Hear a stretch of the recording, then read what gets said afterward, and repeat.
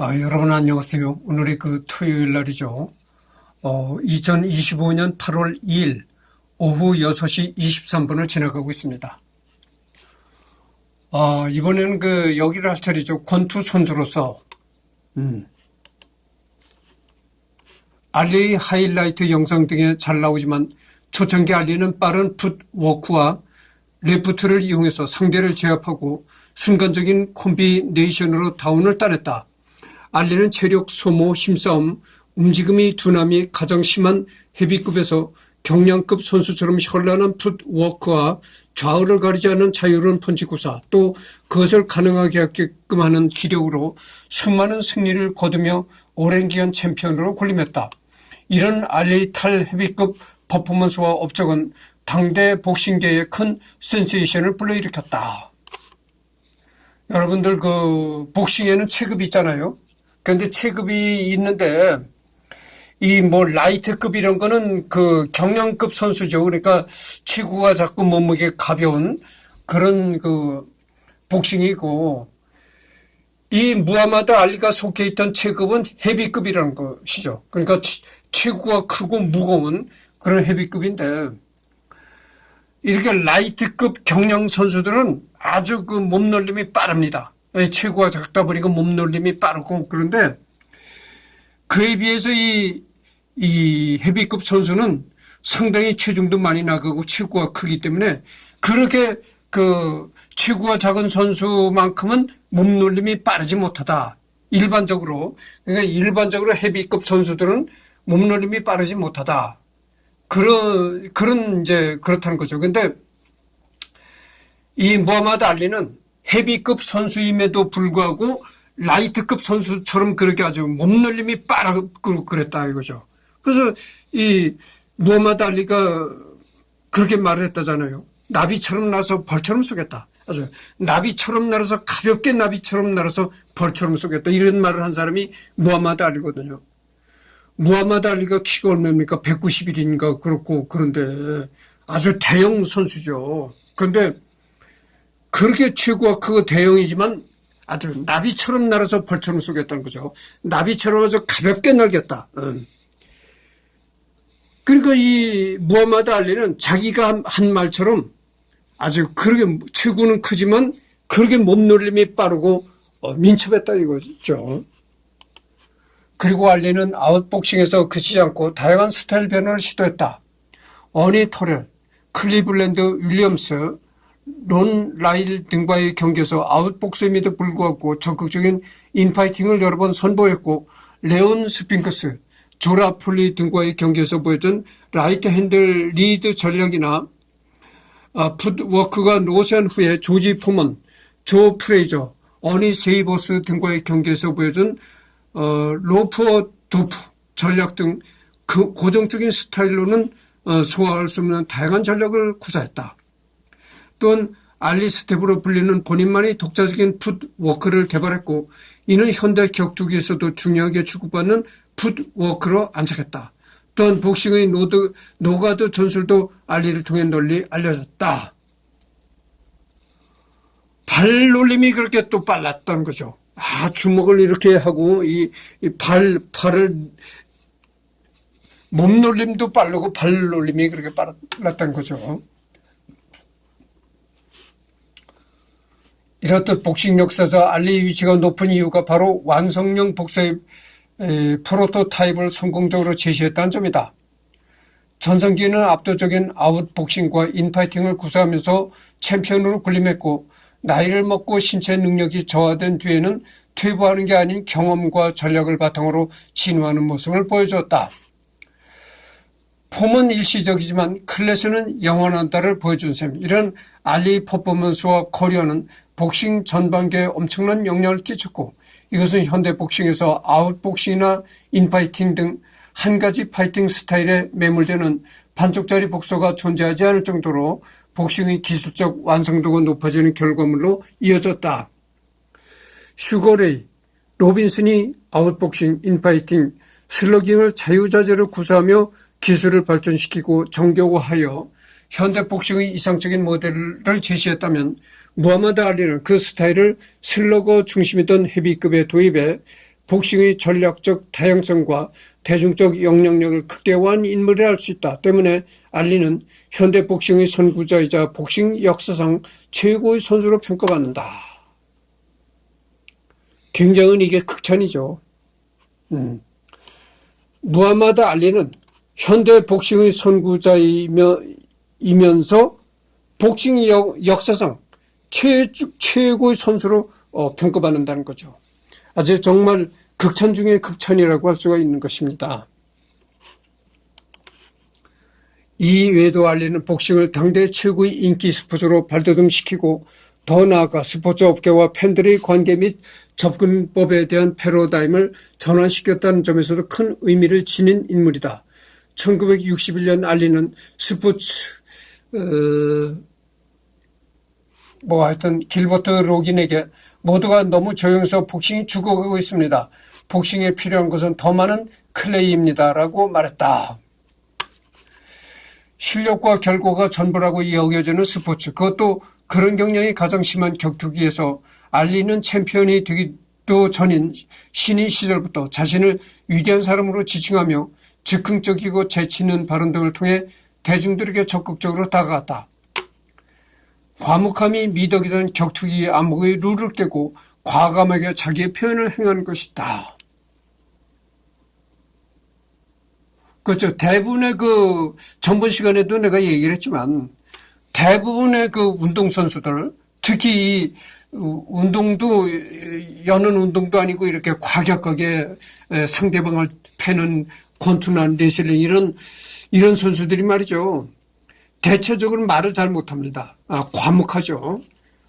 말수가 적고. 그런데 그에 비해서 이 무하마드 알리는 체구가 크면서도 아주 행동이 빠르고 민첩하고 그리고 또 말이 많았다는 거죠. 말을 많이 했다는 거죠.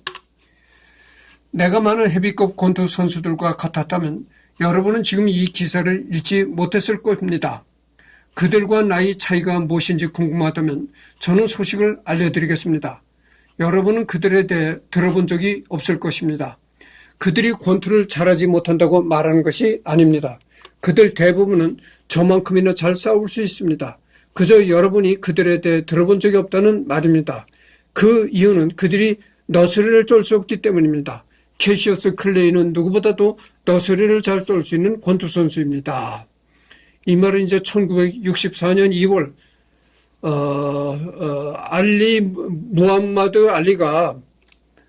무하마드 알리가 독자들에게 알리기 위해서 한 말이라는 거죠. 이 때문에 알리는 당시에 입만산 떠벌이라는 등의 비난을 받기도 했으나 모두가 알다시피 알리가 등장한 이후로 격투기는 물론 타 스포츠 종목에서도 선수 본인을 적극적으로 어필하여 마케팅을 펼치는 선수들이 굉장히 많아졌고 현대 와서는 일종의 문화처럼 자리매김했다. 그러니까 자기 PR을 그렇게 많이 했다고 그러죠. 한마디로 얘기를 하면은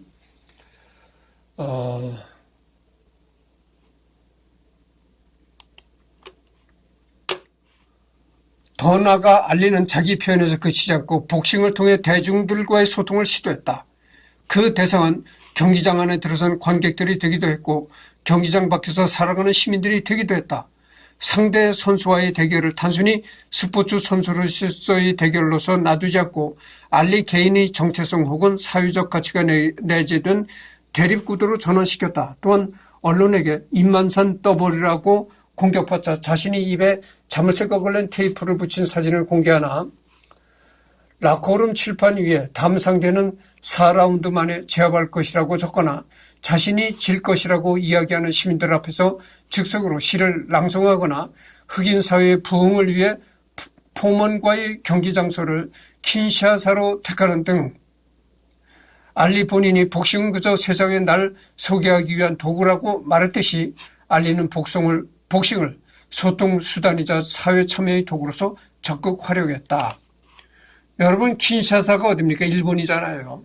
이는 알리 이전에는 스포츠계에서 좀처럼 찾아볼 수 없는 사회현상이었다.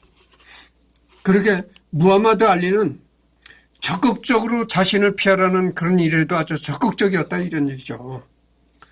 그러니까 언론 플레이 이런 것도 적극적이고 그랬다는 겁니다.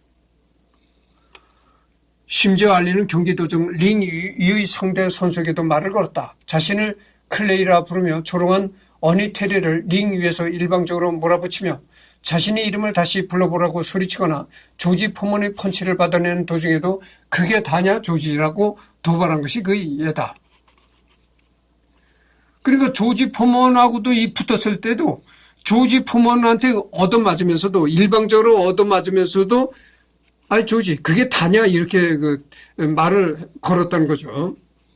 이는 단순한 도발이 아니라 오늘날의 많은 스포츠 선수들이 그렇듯 트래시 토킹을 전략적으로 사용해 상대방의 페이스를 잃게 만드는 전략이었다. 그러니까 맞으면서도 상대 선수에게 그게 다냐.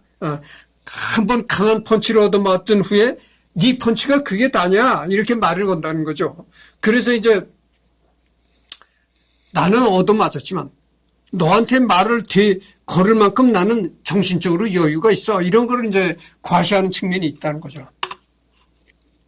그래서 상대방을 이제 상대방의 그 정신력을 약화시킨다는 거죠. 조지 포먼은 당시 24세로 최전성기를 달리고 있는 반면 알리는 포먼보다 8살이나 많고 공백으로 인해 전성기가 명확히 지난 상태였다. 피지컬적으로 밀리는 상황에서 알리는 포먼이 체력을 빼는 로프와 도프 전술 외에도 뇌 펀치는 별게 아니다라고 도발을 함으로써 장기전에 익숙하지 않은 포먼을 초조하게 만드는 심리전을 한 것이다. 그리고 포먼한테 강펀치를 맞으면은 네 펀치가 이것뿐이 안 되느냐 이렇게 경기를 하면서도 말을 건다는 겁니다. 그러니까 그 말을 듣는 자기 깐에는 아주 큰 펀치를 넣는데 그 펀치를 맞더니 야, 네 펀치가 이것뿐이 안 되냐 이렇게 아주 비아냥거리고 말을 걸으니까 야, 이놈이 이거 봐라 이렇게 이제 정신적으로 무너진다는 거죠. 재미납니다. 그러니까 이제 잠깐만요.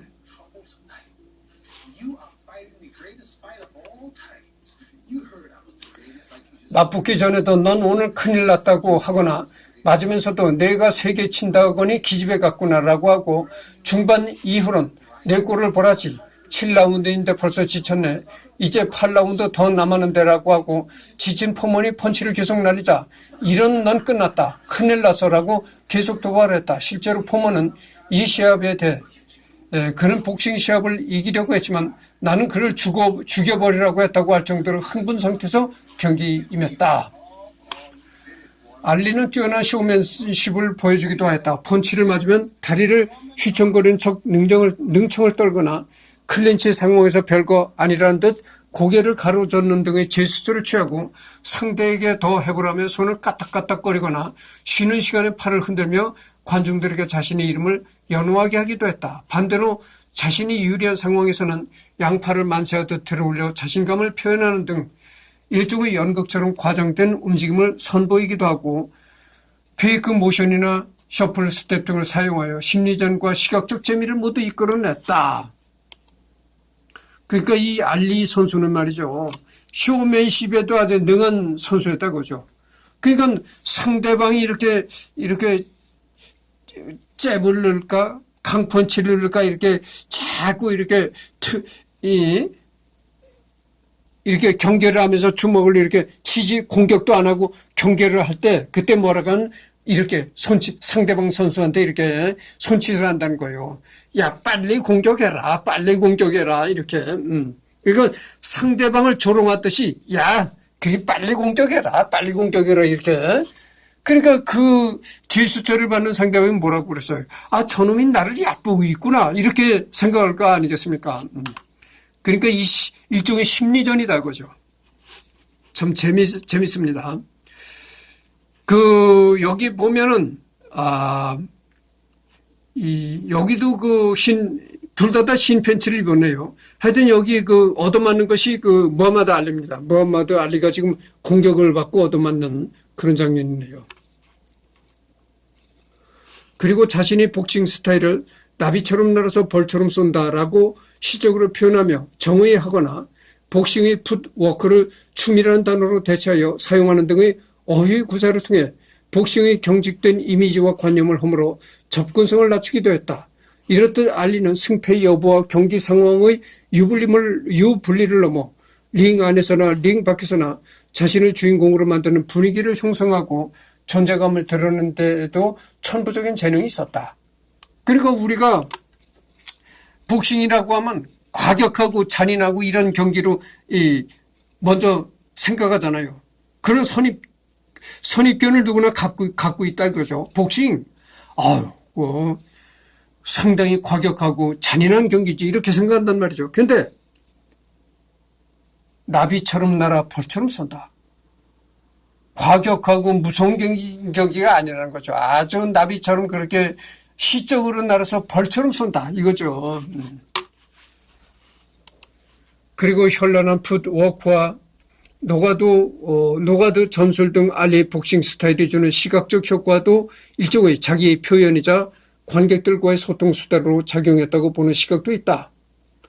상술의 뜻이 알리는 당시에도 파격적이게도 가드를 내린 채 링 전체를 쉴 새 없이 누비고 다니다가 예상치 못한 각도에서 펀치를 꽂아놓고는 상대의 공격을 부드럽게 회피하곤 했다.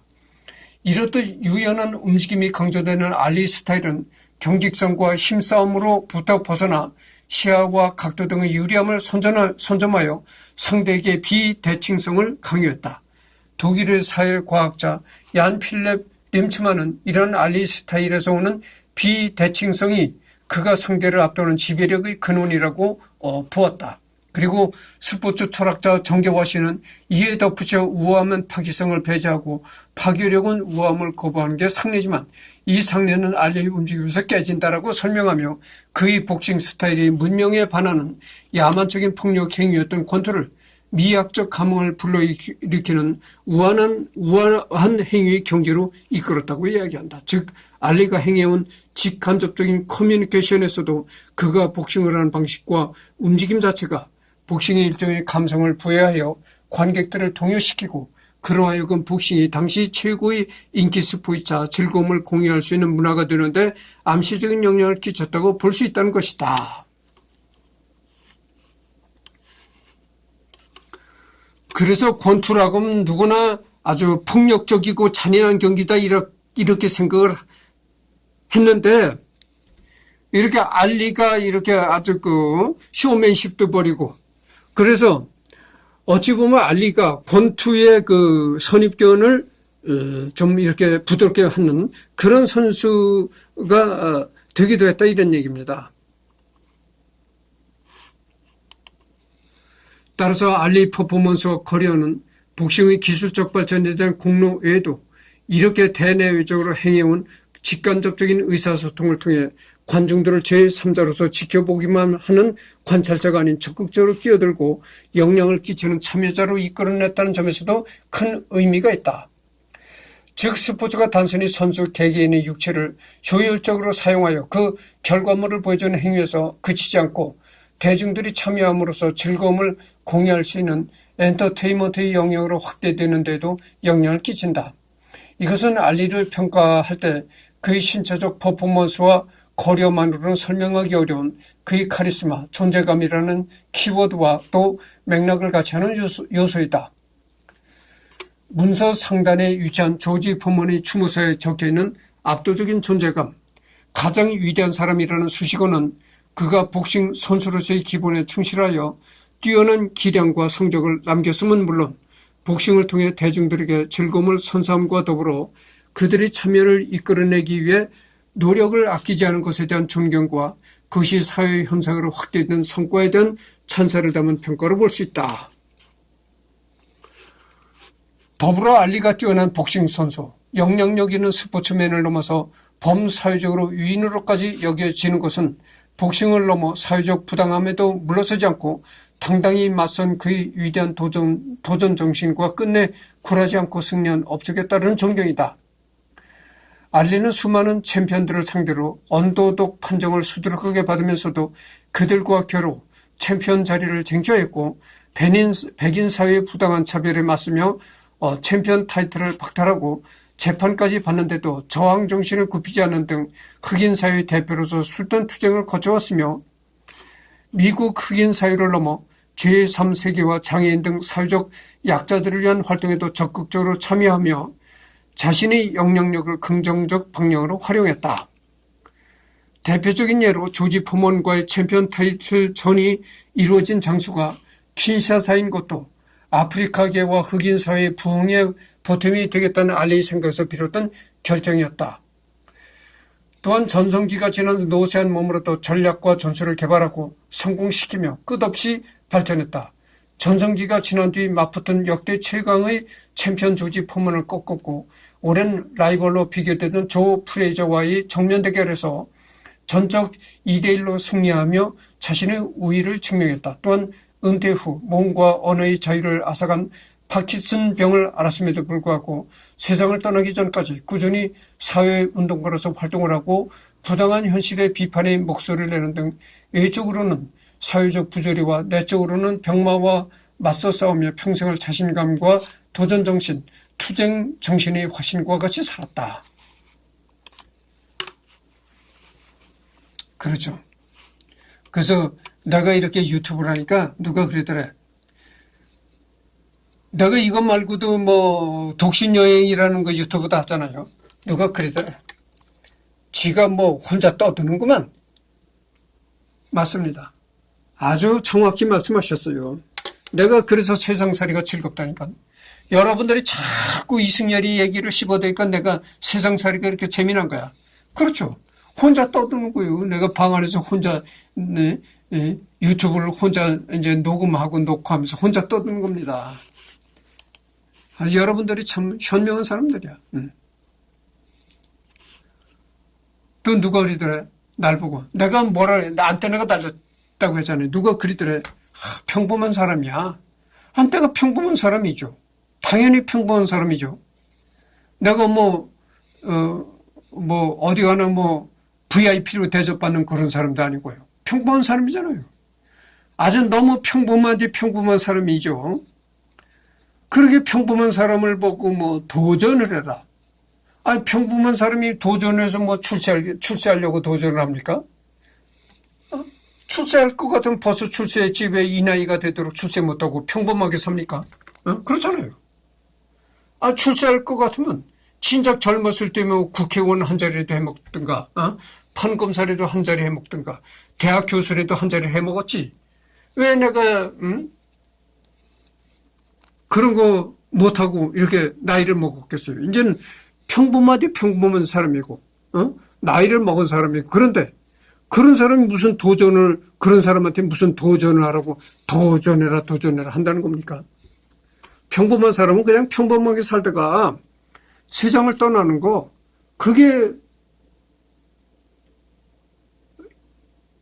인간의 길인 거죠. 그렇잖아요. 내가 이제 어디 출세하겠다고 껍치고 나가서, 휘젓고 돌아다닌다.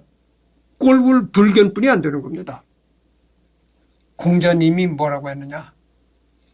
남이 나 자신을 알아주지 않는다고 슬퍼거나 노하지 말라 이런 말을 했다잖아요. 공자님도 그런 말을 했는데, 그 위대한 공자님도 그런 말을 했는데, 남이 나를 알아주지 않는다고 분노하지 말라 이랬는데, 평범한 이승열이는 공자님 100분의 1도 안 되는 평범한 이승열인데, 남이 알아주지 않게 평범하게 살아가는 것이 정답이지. 그렇잖아요. 내가 국회의원이 되겠다고 되지도 않는 국회의원이 되겠다고 나서서 유세를 하고 유세 떤다고 하고 다녀보시오. 그게 참 꼴불견이다 이거죠. 평범한 사람은 평범한 대로 살아가다가 죽는 게 그것이 순리다 이거죠. 말이 또 그런데 지금 24분을 경고하고 있단 말이죠. 정리하자면 알리는 권투 실력과 시대정신, 인간적 매력을 모두를 갖춘 완전체에 가까웠다. 시와도 같이 아름답고 거침없는 언변, 인종차별 같은 사회 부조리에 당당히 맞서는 투쟁정신, 기라성 같은 선수들이 즐비했던 60, 70년대 헤비급을 평정한 역대 최고의 실력 등 권투라는 스포츠의 전투적인 이미지와 무하마드 알리라는 한 인간의 이미지가 당시 사회 상황과 완벽하게 맞아떨어지며 당대 최고의 슈퍼스타임은 물론이고 현재까지도 흑인 사회의 영웅이자 아이콘으로 복싱을 넘어 인류 스포츠 역사상 가장 위대한 인물 중 한 명으로 존경받고 있다. 항상 외치던 말인 I'm the greatest를 말 그대로 실현시킨 God, greatest of all time이라는 말이 가장 잘 어울리는 인물이다. 사회운동가. 그러니까 알리는 활발한 사회운동도 했다는 거죠. 이 이미지는 뭐냐면은 네이션 오브 이슬람에서 함께 활동했던 말콤 X와 함께 여자 아이들은 모두 말콤 X의 딸들이다. 그러니까 사회활동을 하던 친구와 같이 찍은 이미지라는 거죠. 그런데 이 여자아이 3명은 다 이 사람의 딸이라는 겁니다. 알리는 권투 선수로서도 엄청난 업적을 이뤘지만 사회운동가로서 남긴 영향력 또한 상당하다. 사담 후세인을 직접 만나서 설득해 인질로 붙잡힌 미국인 15명을 석방할 수 있도록 했고, 베트남 전쟁 징병 거부를 통해 미국 사회의 인식에 기명을 가졌으며 흑인 민권운동에 적극적으로 참여했다. 또한 자살하려는 사람을 설득해서 구해내기도 했다. 참 사회적으로도 좋은 일을 만났네요. 사담 후세인을 만나가지고 이라크의 사담 후세인을 직접 만나가지고 사담 후세인을 설득해서 이라크에서 억류되어 있는 15명을 미국인 15명을 석방하게 했다는 겁니다. 그러니까 무하마드 알리가 참 좋은 일을 많이 했습니다. 알리는 강경주의 흑인 인권 운동가였으며 인종차별과 인권 침해를 일삼는 백인들과 사회적으로 분리되기를 주장하는 흑인 민족주의에 기반한 흑백 분리자였다. 이런 강경한 사회적 노선과 알리 본인의 굳센 자존심 때문에 복싱계에서나 사회적으로나 심지어 같은 흑인 복서들과도 크고 작은 마찰이 자주 생겼다. 1965년 소니 리스턴과의 2차전에서 1라운드 KO로 승리한 이후 같은 해 헤비급 챔피언 출신인 플로이드 패터슨이 알리로부터 챔피언 벨트를 되찾아 미국에 바치는 것이 내 의무다라며 알리를 비난했다. 심지어 알리를 두고 알리가 개명하기 전 이름인 캐시어스 클레이라고 부르며 거세게 비난했다. 결국 이에 화가 난 알리는 패터슨을 조업하겠다라고 후원했다. 당시 이슬람 신자, 흑백 분리주의자, 강경파였던 알리와 반대로 패터슨은 기독교 신자, 흑백 통합주의자, 온건파였다. 그리고 결국 두 선수 간의 매치가 성사됐고 결과는 알리의 TKO 승리였다.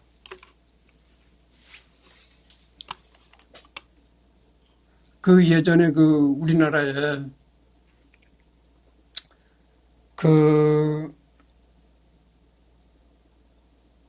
레슬링 선수였던 이광표 선수가 있었습니다. 이광표 선수가 키가 191이라고 했었는데 그 이광표가 미국에서 온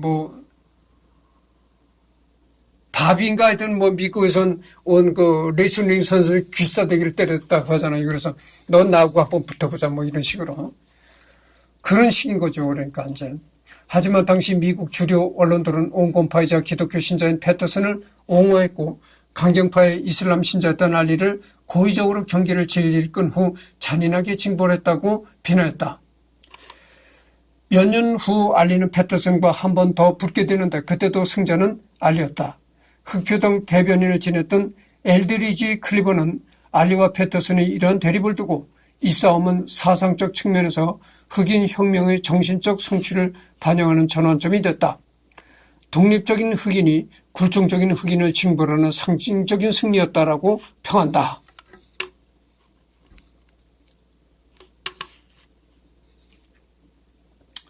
이와 같은 상황은 2년 후인 1967년 어니 테럴과의 매치에서도 반복된다.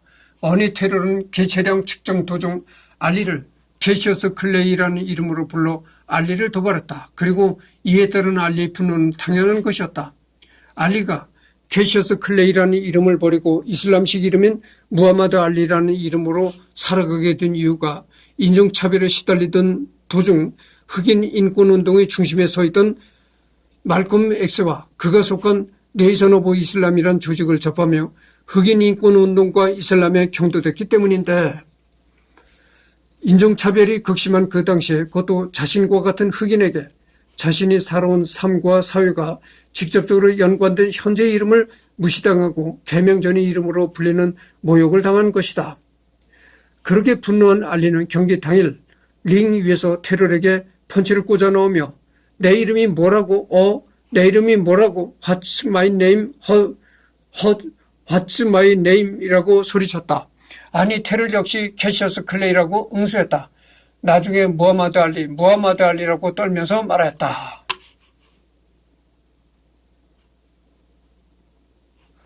경기 내용은 처음부터 끝까지 알리가 테러를 완전히 압도하여 알리 만장일치 판정승. 하지만 이슬람 개종 선언과 개명으로 인해 주류 언론에게 미운 털이 단단히 박힌 알리는 패터슨 전에서도 그랬듯 KO 시킬 수 있음에도 경기를 끌고 갔다며 비난받았다. 사적으로 테러는 경기 내내 알리에게 쉴 새 없이 맞은 탓에 눈 위가 찢어져 피가 줄줄 흘렀고 두 눈을 제대로 뜰 수 없을 정도로 심하게 부어올랐다. 알리와 경기가 끝난 후 테러의 모습.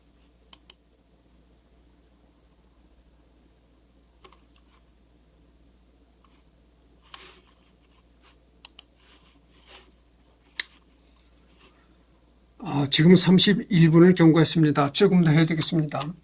1965년 2월 18일 엘라베마 주의 흑인 인권 운동가이자 마틴 루터킹 목사에게 경도되어 있던 26살의 젊은이 지미 리 잭슨이 시위 도중 경찰의 폭행으로부터 모친을 보호하려다 총에 맞아 사망한 사건이 발생했는데, 바로 그 지미 리 잭슨은 육군 참전 용사 출신이었기 때문이다. 언젠가 이 마틴 루터킹 목사도 내가 할 것입니다. 이 참 유명했던 목사죠. 마틴 루터킹. 이 목사도 흑인 목사였죠. 근데 미국 사회에서 유명한 목사였습니다. 아주 젊은 나이에 사망했네요. 39세 사망했으니까 젊은 나이에 사망했습니다.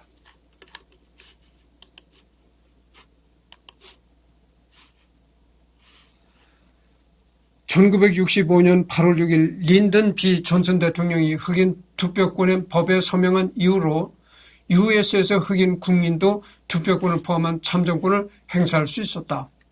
알리가 징병 거부를 시작한 시기는 1967년이다. 이때는 구정공세 이전이었고 당시까지만 해도 주류 백인 사회에서는 병력 거부는 파렴치한 반국가적 행위로 치부되었다. 게다가 흑인 부대, 미군 제25사단 예하 제24보병연대 3대대 일명 흑인연대는 이미 1950년 9월 이후로는 사라진 상태였다. 베트남 전쟁에 반대하여 징병 거부를 하다가 체포되어 불구속 상태로 수사받다가 법정에서 징역 5년이 떨어졌지만 즉각 항소했다. 바로 보석이 허가되어 구속이 되지는 않았다. 챔피언 자리를 박탈당하고 무려 3년 5개월간 경기를 치르지 못했다. 당시엔 주류 미국 사회로부터 엄청난 공격을 받았으나 법정 공판에서 무죄를 선고받고 풀려났다. 무죄를 선고받긴 했으나 긴 법정 싸움 이후 전성기의 나이가 지나 육체적으로 노쇠하였다. 법정 싸움 기간 동안 링 위에 서지 못한 그는 주무기였던 경쾌한 스텝을 이용해 반사 신경만으로 주먹을 회피하던 노가드 전술의 비중을 줄이게 되었다.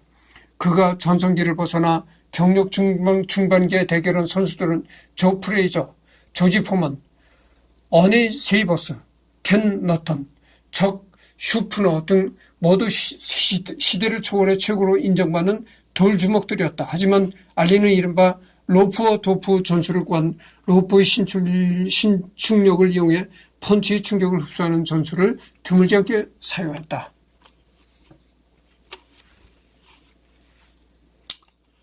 (1974년) 조지 포먼과의 대결 때는 아프리카 콩고의 킨샤사에서 경기를 벌이기도 했다. 킨샤사라는 것이 내가 말을 잘못했네요.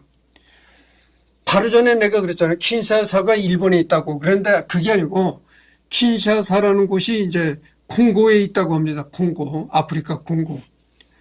알리는 은퇴 이후 미국 대통령 자유훈장 수여, 오토한 평화 메달 수여, 유엔 평화의 메신저 임명, 프린스턴 대학교 명예 박사학위 수여, 할리우드 명예의 거리에 입성되었다. 그다음에 어록.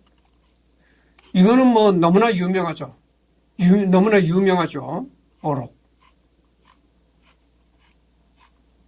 이 어록이 또 상당히 많네요. 어록이 상당히 많으니까 이번에는 이제 지금 36분을 경과했거든요.